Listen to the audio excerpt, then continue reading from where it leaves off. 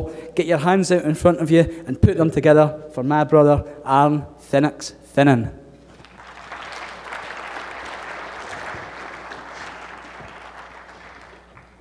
I'm kind of worried now. He's built me up. Shit. Hi, guys.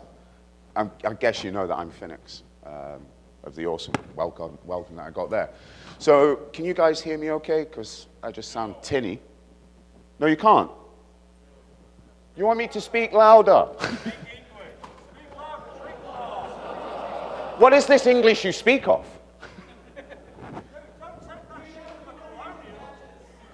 What was that? Yeah, okay, let's just not go down there.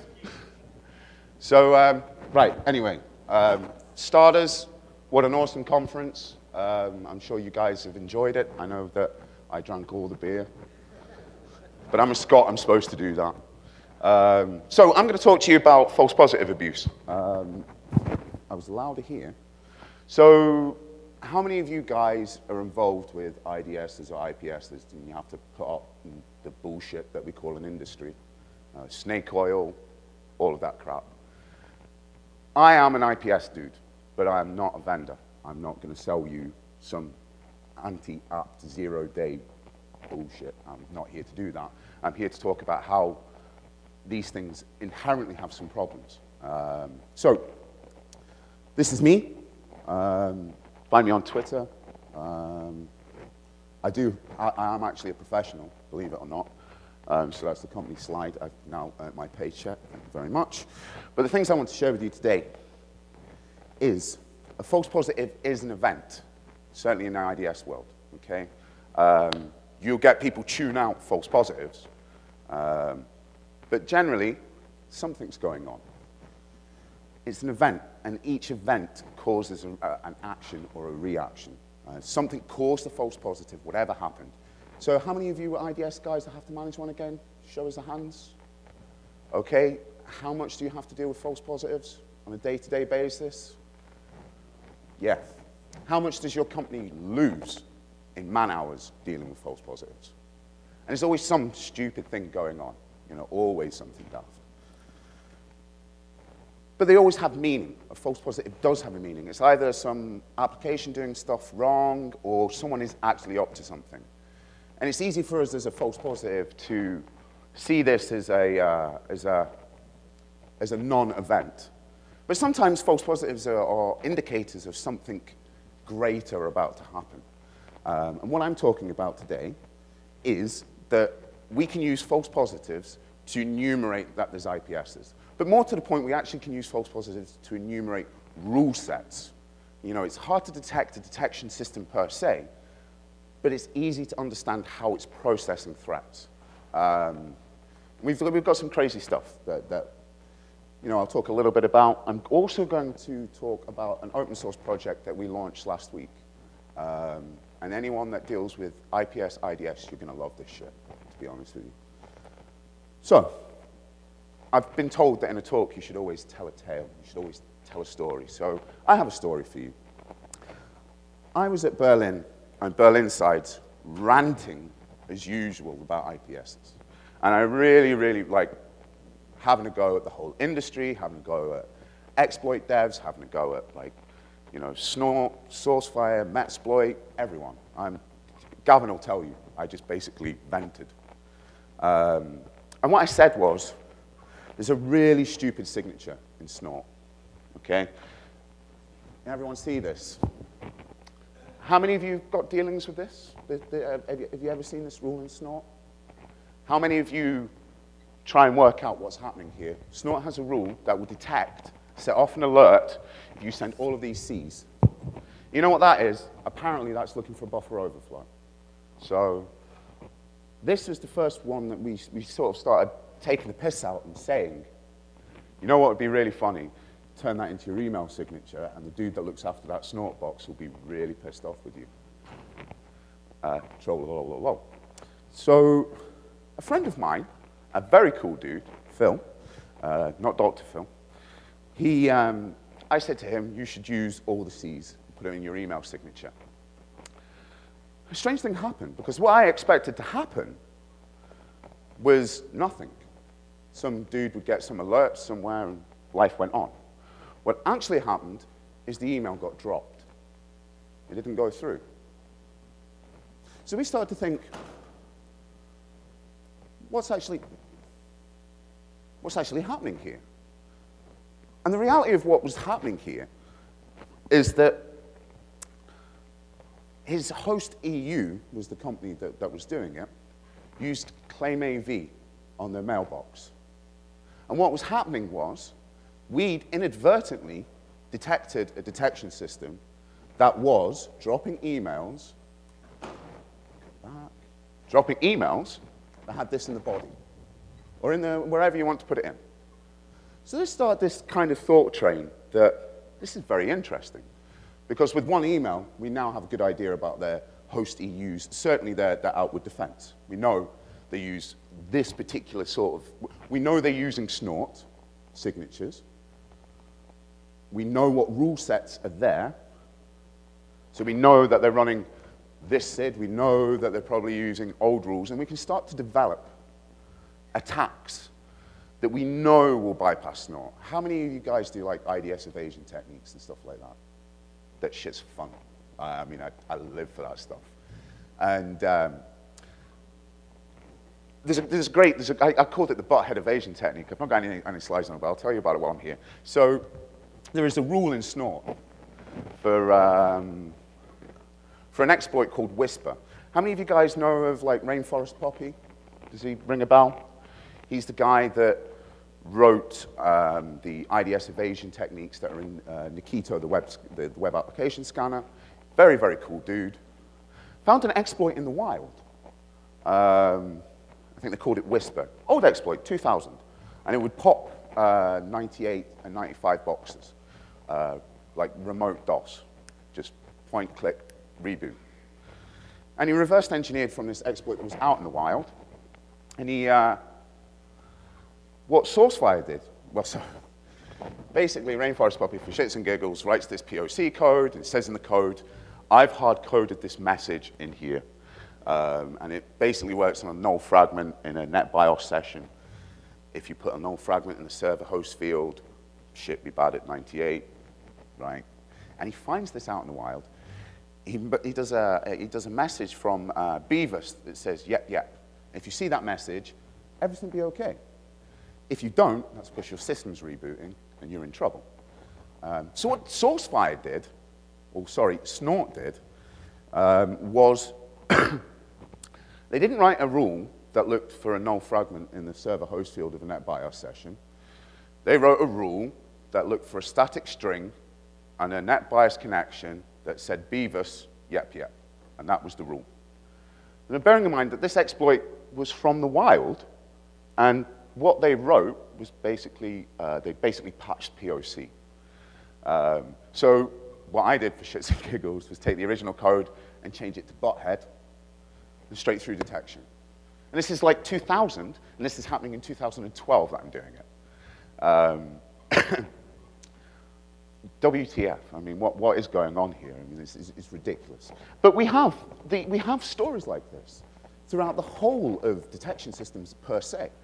Like I say, those that are dealing with false positives on a day-to-day basis, you'll have the same false positive that you keep on seeing time and time again. Also, if you really want to pee off an administrator, a snort administrator, apparently if you're using emerging threats as your rule set, IE4 user agent is detected as malware. You can make your own mind up if that's actually malware or not. Most of us would probably argue it is. And yes, if someone was using IE4 on my network, I would love to know that. I would imagine that's important stuff. But sending me an alert is a misdiagnosis, to say the least. So, back to where we are.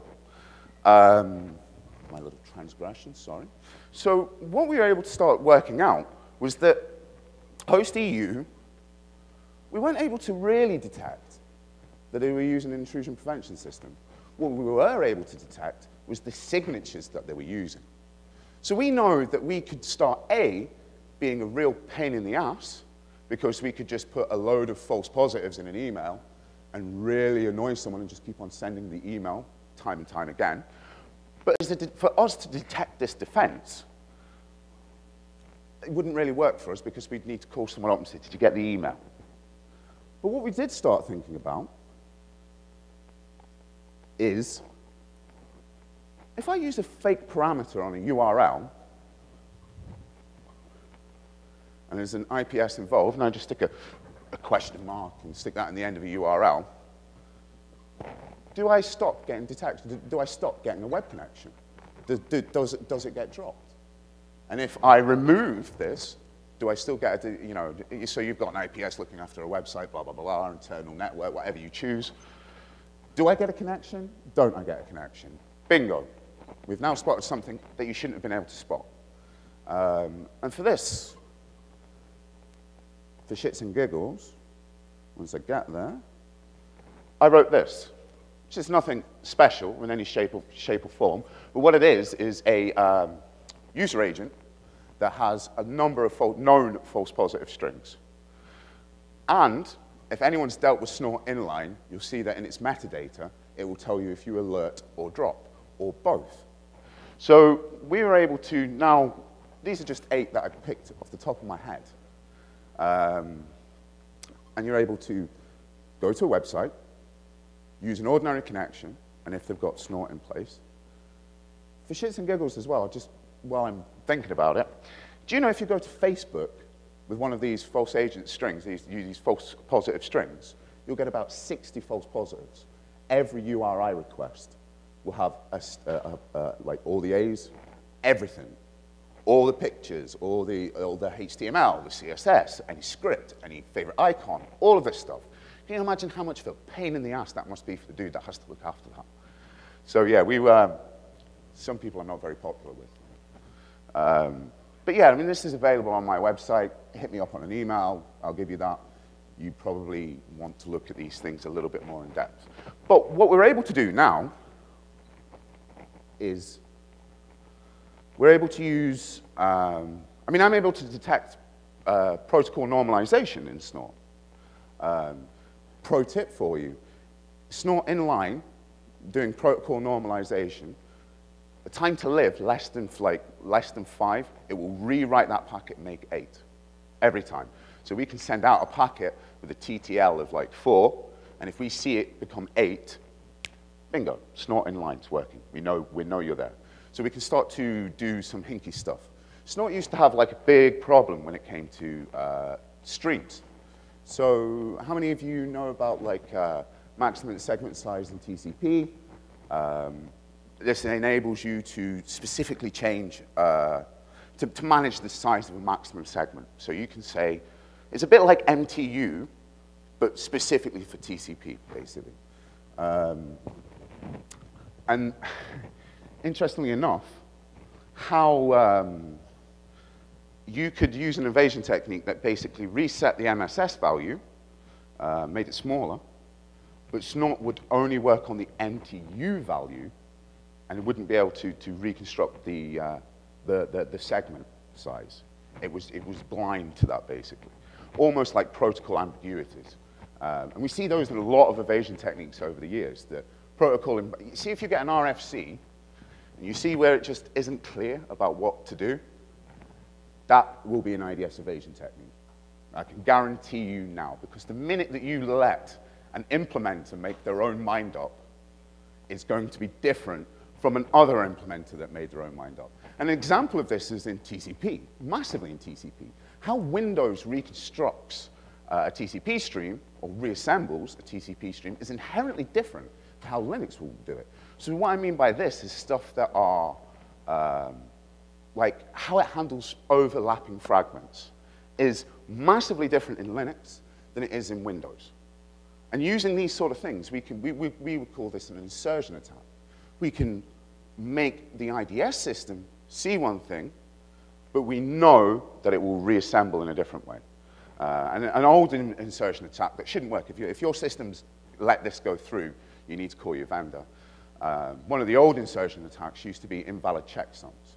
So you can make a whole picture appear to an IDS system, but the minute that an invalid checksum hit an internet router, those packets would be dropped.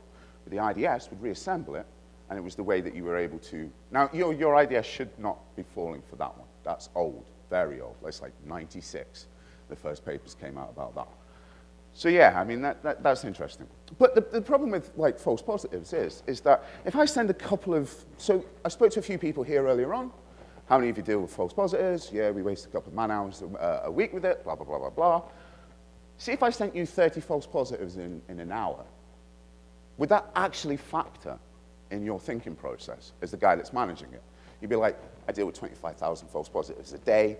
What's 30 between friends? But for me, I can work out if you're using protocol normalization. I can work out how Snort is reassembling stuff for me. I can work out what rules you have and you don't have. With about 30 PCAP files, just replay that. I don't actually even need to do an attack. I can just replay 30. Anyone that's played with TCP replay will tell you that running TCP replay, you can run 300 or 400 attacks in a second. Bump. I mean, I can literally run 3,000 to 4,000 attacks against Snort in less than a second just using TCP replay. There is a product that came out from a vendor. I'll not talk about the vendor because obviously I'm very respectful. They have a product called Evasion, Stonesoft. How many of you guys have heard of this product? How many of you, none of you are with Stonesoft, I hope. But it is the worst way that you could possibly be testing an IDS system.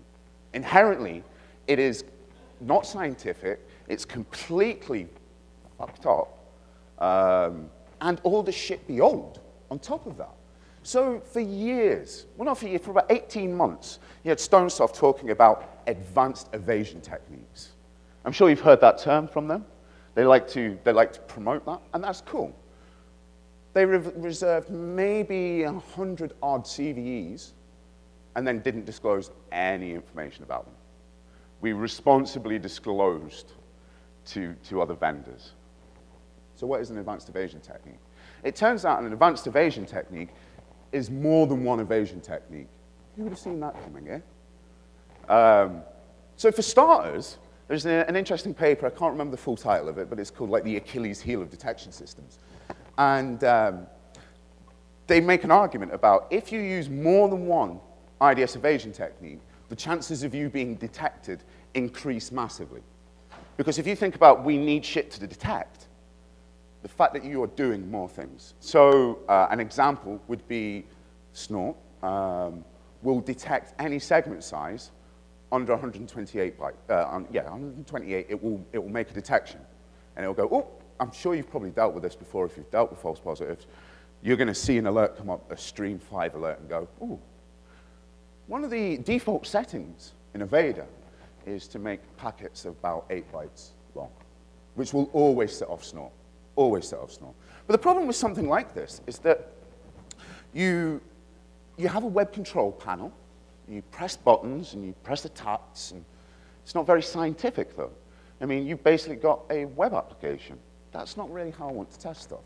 So in my advice would be, A, using something like that, you can't guarantee a recreatable test. And we are supposed to be scientists when it boils down to it. I am supposed to be able to turn around to a vendor and say, this is what I did, this is how I did it, this is what I expected to see. You can't really do that with Evasion. Evasion lets you take captures, and my suggestion would be, if you're testing an IDS system, that you will take capture traffic and replay that, because that can guarantee you recreatable tests. You can't do that with Evasion, but it's cool. It is nice that we have a product there that tests 164 advanced evasion techniques. I mean, fair enough. I mean, most of the evasion techniques are with MS-0867. If you're not detecting that shit, you really are something wrong with you. Although, surprisingly as well, a different story, there was a point where I could take MS-0867, source file Snort was only detecting the version that came out of Metasploit. And Metasploit has a particular network quirk when it comes to DCE RPC traffic. And I can tell you within about 2 frames that's come out of Metasploit. And it doesn't work. The natural way of doing things doesn't work in Metasploit on this. It's It's one of these things that we don't talk about because Metasploit's the tool of champions. We all love it, blah, blah, blah, blah, blah. But I was able to take the original MS0867 and get that straight through Snort with only a shellcode alert. Didn't detect this 4-year-old mature exploit that we've seen time and time and time again, and it was lazy science. The beautiful thing is they wrote a report that's not available on their website anymore, I don't know why, which was a 10-page document about how awesome they were.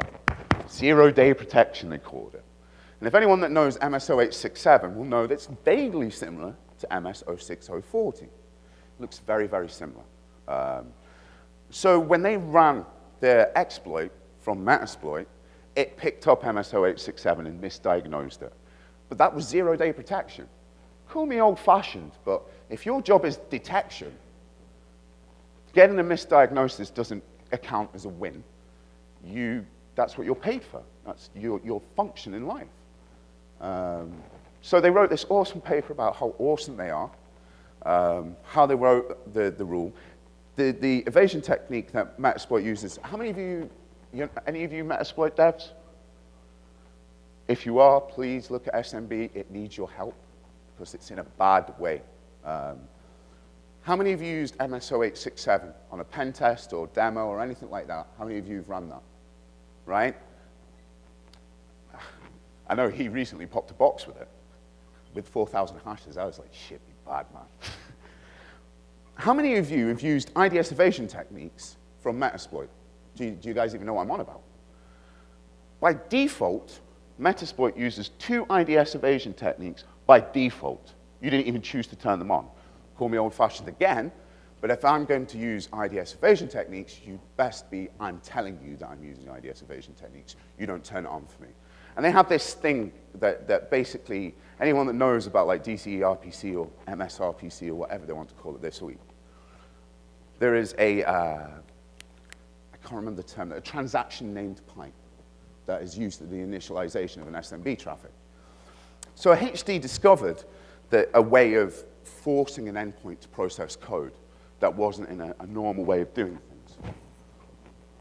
Hang on. So he turned it on by default, didn't tell anyone, and ever since then, you've all been running that on your boxes without realizing it. This network quirk, this particular network quirk that is only found in Metasploit and did turn up in Evader somehow. I don't know how that happened. But yeah, the IDS, if you ever go into Metasploit and like show evasions, you'll see a list of evasions that you can use on an exploit.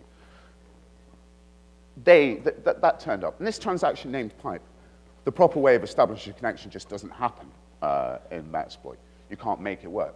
Now, you can imagine the poor tester that's sitting there going, I've tried, you would think by default the unevaded way would be turned on by default. Naturally, that's what we would think. And you run it, you get shell, woo, get root of die trying, yay, pop to box. Let's try this show evasion stuff. Oh, look, let's try this transact way of doing stuff. Exploit fails, yeah, the IDS evasion technique doesn't work. Well, actually, no. The evaded technique works, the unevaded technique doesn't. And what Snorter did was wrote a rule that particularly detected this particular network quirk. And it's very, very interesting. I've done a talk recently about it. It's a lot of fun. So yeah, I mean, static strings are a nightmare. But when we look at how patterns work in detection systems, in reality, what we see is stupid rules like this. If I stick this, most of these, all of these, any IP traffic on any port, external to internal network, will set off an alert. In fact, the metadata, if you're using Snort in line, will drop the connection. Any of these. I can stick a fake parameter, you're going to get an alert. I can stick this into a body of an email, you're going to get an alert. I can just be a dick and just constantly put these out there. You know? And how are you supposed to tell that I'm being a malicious user or I'm planning an attack? How do you tell? And the problem with false positive abuse is, you see false positive abuse, it's a legitimate attack. And there's 2 aspects that you need to think about in false positive abuse. A, you don't trust your IDS system anymore. How many of you actually trust your detection system? Probably not a fucking bit. Do you know what I mean? Not at all. You're probably like, another false positive. But yet, this could be an indicator of I'm up to stuff. You know, I am now planning an attack. I see how your posture, how you stand, how you deal with things, just by a string. And, you know, it's hard for me to explain to, like, non-IDS dudes. Literally, I stick that in a URL. Literally, I'm going to get an alert. And these are static strings. Apparently, these detect buffer overflows. Really? I'd be bloody surprised. I was speaking at SecT, which is a conference in Stockholm, and I was very fortunate enough to have the awesome researcher Travis Goodspeed there. And he was talking about messing with bitcoins.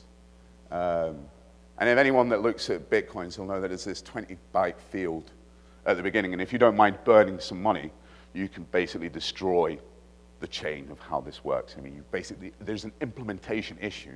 If you don't mind burning a little bit of cash, you can fuck everyone else's money up.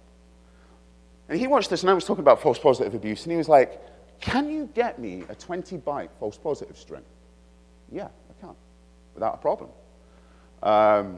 So he's looking at putting one of these false positives into bitcoins. How much fun is that going to be? Every time a bitcoin is generated, it's going to set off an alert on your network, or your AV is going to delete your money. Beautiful. Nothing to do with me, of course. I'm not responsible for that. I take no liability for anyone else's research. But yeah, this is another example of snort at its best. There is no forbidden fields or bytes in bitcoins. So Travis said to me, can you find us 20 bytes? And I found a rule in snort that basically starts script. And that's the rule. Any web traffic that starts with script, you've probably been pissed off and tuned that out of your system. But basically, your typical script opening. And that's the rule. And he's like, see, I don't go to the website. I look at the rules that I've got on my system. Okay, so I'm a little bit lazy in my science as well. And he said to me, really? Seriously, that's a rule? I say, yeah, look, here's the SID. Here's the website link to it. Go and have a look. You go to the website, they weren't escaping HTML tags. So from this rule, you basically got half the rule explained to you on the website, and as they opened up the script, guess what happened? They opened up a script on the website, which is an interesting issue because, A, you're a fucking vendor. How do you not understand this stuff? And secondly, wow, what the best persistent XSS ever. I mean, imagine delivering an XSS via snort rules. How beautiful is this as a concept? And probably easy to do, in fairness. And most of the snort parsers are HTML-based in nature as well. We could really get up to some mischief. But so the false positive stuff is inherently interesting in that we can really get up to some mischief. And like I say, are you going to notice 300 false positives in the 25,000 a day you're dealing with? Probably not. I, on the other hand, am going to start to understand what things are going on. And what I'm trying to get across is that you need to go and make the business argument to your managers saying, we need to focus someone on looking at false positive. A false positive is always a true positive in the fact that something is triggering an event. And if we don't understand why that event has been happening, someone else might know something about us that we didn't want them to know. And if you don't watch that, I mean, the issue with false positive abuse as well is the tried and tested. The validity of the system is in question because you don't trust the system anymore. Imagine the legal argument when you turn around and say, we've proved we've got a hacker. Yeah, but you had 25,000 false positives that day. Please tell me again how you are sure that this was the guy that did it. Please. You can't. So if you're not watching for false positives, someone else might very well. And really, we can term this as almost like a reaction leakage. That we have control of a situation that makes something happen. You know, someone said to me, oh, I'd love to be able to reverse engineer signatures in IPSs. And we would have to hook a debugger up to the memory, and we'd have to do this, and we'd have to do that. Actually, no. We are in control of what comes in.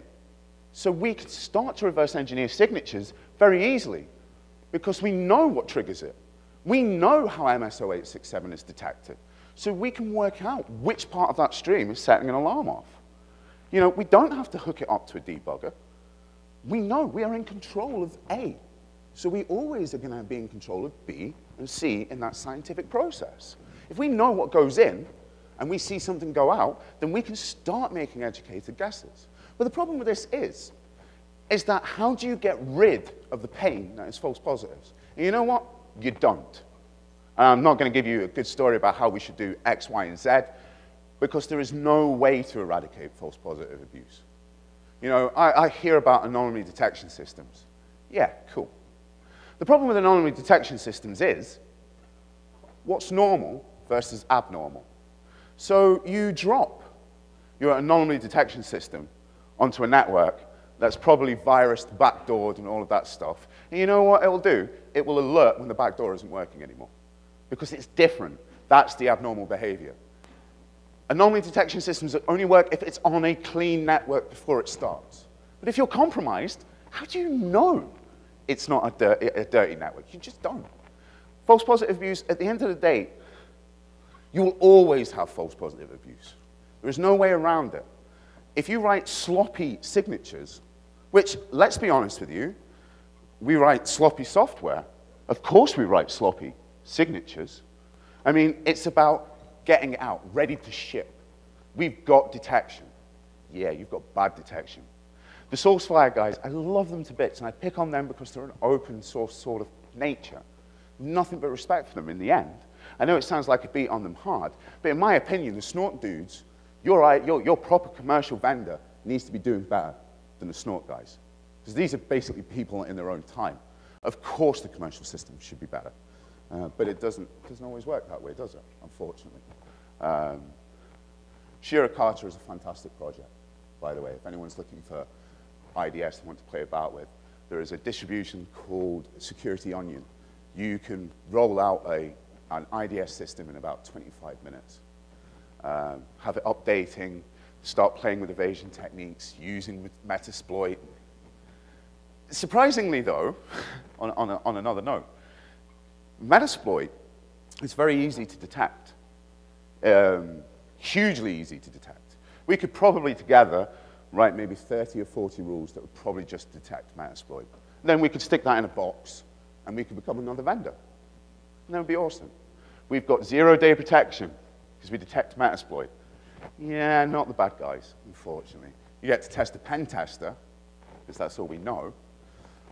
But what I'm trying to say is that with false positives, you need to start monitoring them. You need to understand what is happening. And if you don't, this is where it all goes wrong. Doug Burke from Security Onion said to me, be kind and rewind. Do you have this, you know when you used to rent videos? And they always had the be kind, rewind. And what he's saying in detection systems, storage is cheap, why are you not keeping hold of streams? Why are we not storing these? You know why? Because we suck. And we don't do it. And he's absolutely right. We should be keeping a hold of this data for at least for a certain amount of time so that we can start to analyze what threats going on. I mean, how many of you chase down false positives in IDSs? Really? You tick a box. So yep, there it is again. We have no idea why it's happening. It's happening for a reason. It didn't happen for no reason at all. I mean, it's science. It's a computer, for Christ's sake. It only does what you tell it to do. So yeah, spend some time looking at false positive abuse. If it is not involved in your, if it's not involved in your day-to-day investigation, then please tell me, because I'm going to start to be able to gauge what you're up to, because you just ignored me and signed me off. False positives, in the end, are actually, let's be technical about it, true positives. They detect, you know, that there's something happening. But most of you guys will tune out or sign off on a false positive that you don't understand why it happened. all of these penetrations that we've seen across the board, these famous networks getting done, you know, Sony, you bet your ass there was an IPS in place that didn't fucking detect. But no one calls bullshit on that. That's bad Sony, bad security, bad this, bad that.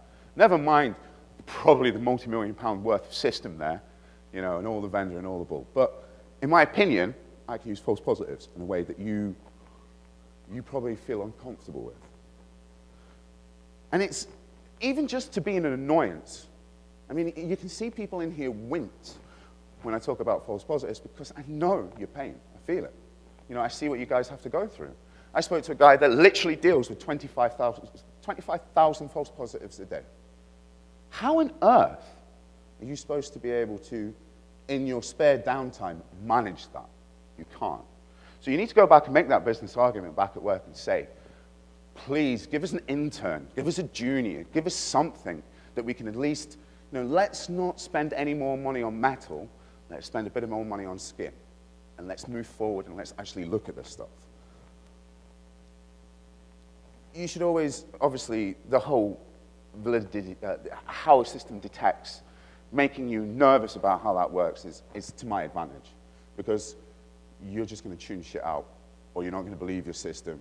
And when it tries to tell you that there's an alarm going off. How many of you have seen, I was fortunate enough to see Jason Eastreet talk in London recently, and he was telling me about how they had an indicator of an attack.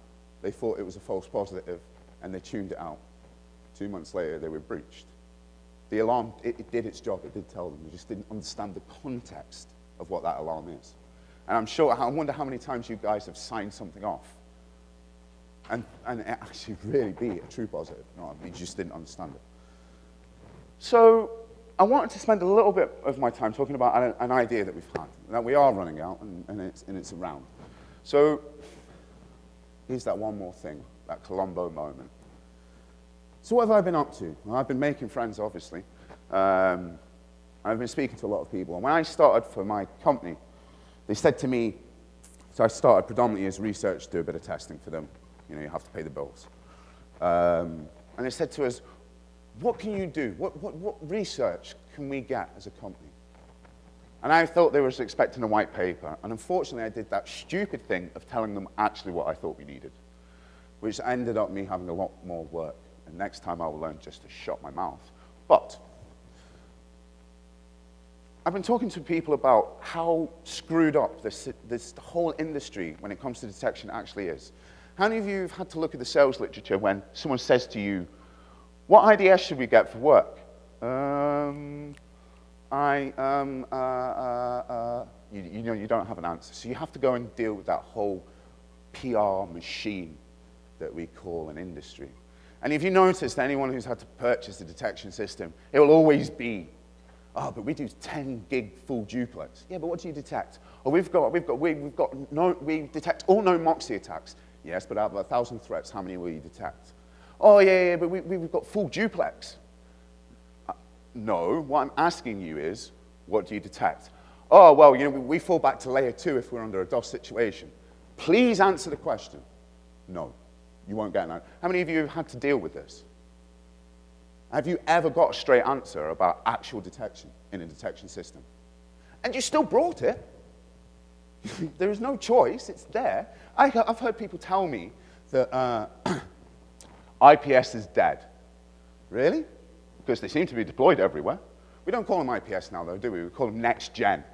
Or we've got another TLA we'll call them. We'll call them unified threat monitors and blah, blah, blah, blah, blah, blah, blah. Do you look at streams? Do you detect? You're a detection system. Job done. But the problem is that the industry is pretty screwed up because you can't get a straight answer at all. And people hate the IDS industry because they can't get a straight answer. And the knock-on effect is whatever we try and do. I mean, probably people didn't come to this talk because they went, oh, IDS dude again. Do you know what I mean? I mean, that's the reality of it, because everyone calls bullshit on what we do. And I promise you I wasn't going to try and sell you anything. I lied a little bit. There's not a product here, so don't worry. But enough's enough now. It's about time, as an industry, we've let them get away with using terms that mean nothing to us. We've got full duplex. No, we want to know what your detection is. So enough's enough. So work asked me what we can do. And I said, what we really need is an open source testing methodology.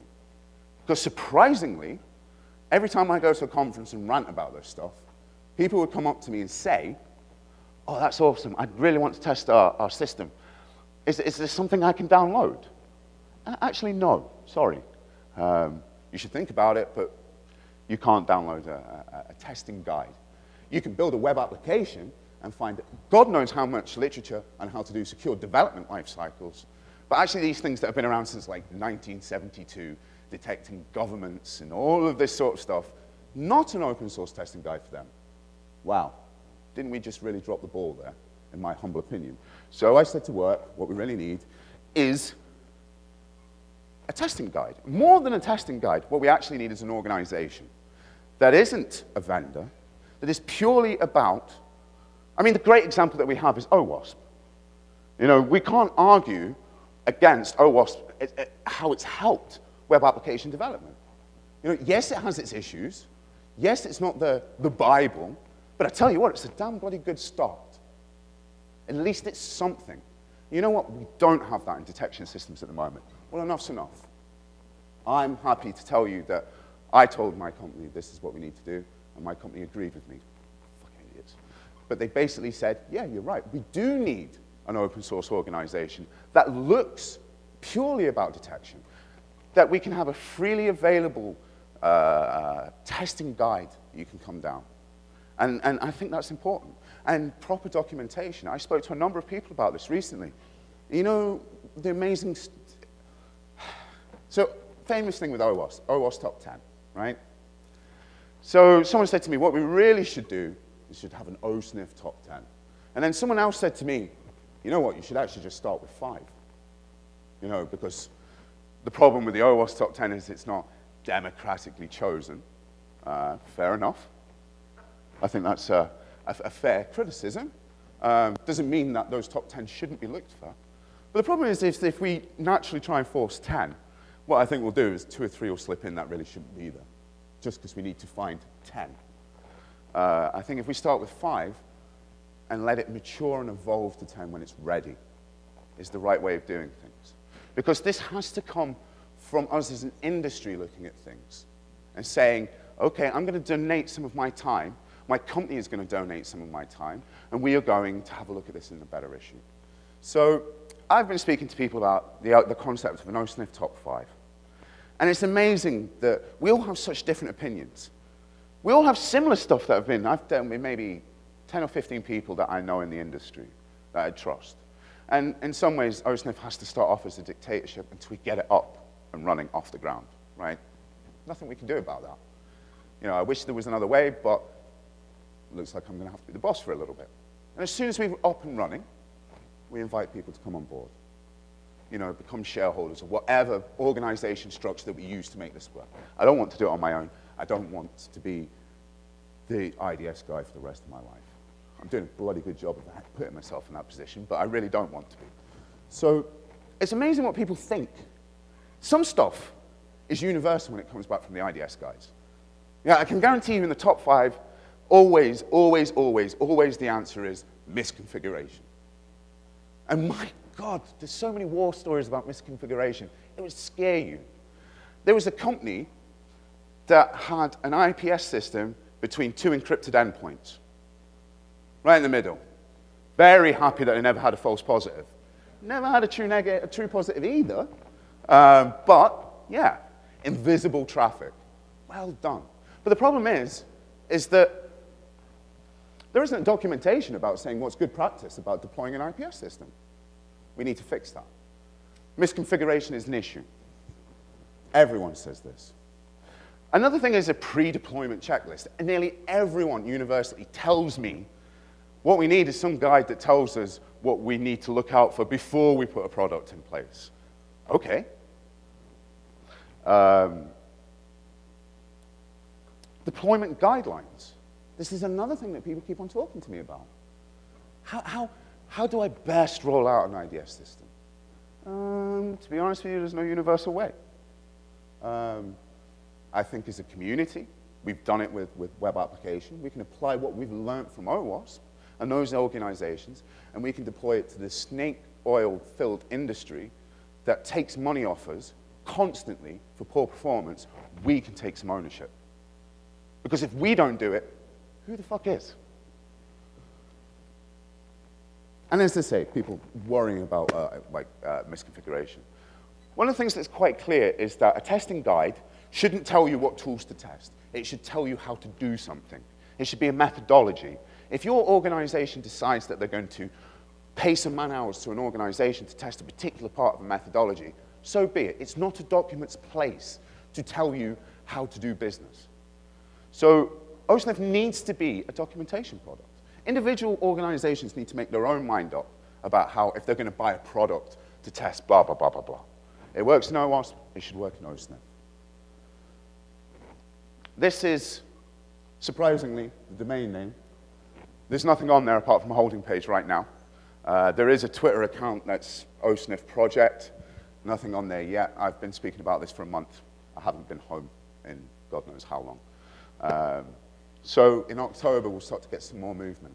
And what I would ask is that anyone who is interested, please come and grab me, send me a tweet, send me an email, anyone, any involvement. Let me just rant some shit at you and say, well, I actually think this, I actually think this, I actually think that. Because I need people to feedback on how we're going to move forward with this. Because this is going to happen. And I would love your guys' input. You know, I've spoken at 44Con about this month. I've spoken at SecT about it this month. I've spoken here about it this month, and I spoke at Deep Intel about this. Hopefully, I've spoken to enough industry professionals that now I can get some decent feedback. So if you've got, don't worry about thinking that have I got anything worthy to involve in it? Of course you have. Being involved, it's enough in its own right. So, any questions? You can ask questions honestly. I might rant a little bit.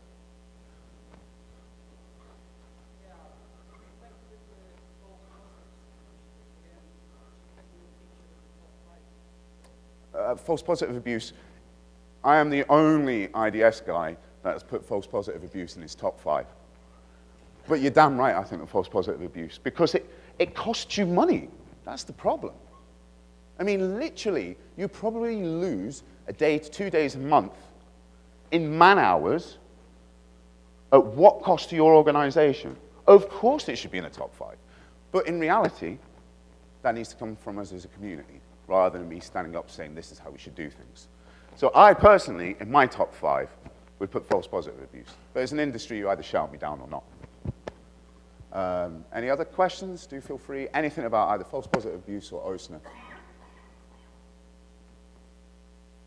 Well, guys. Oh.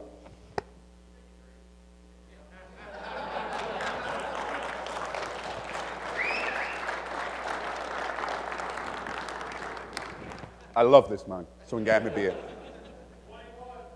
Put him?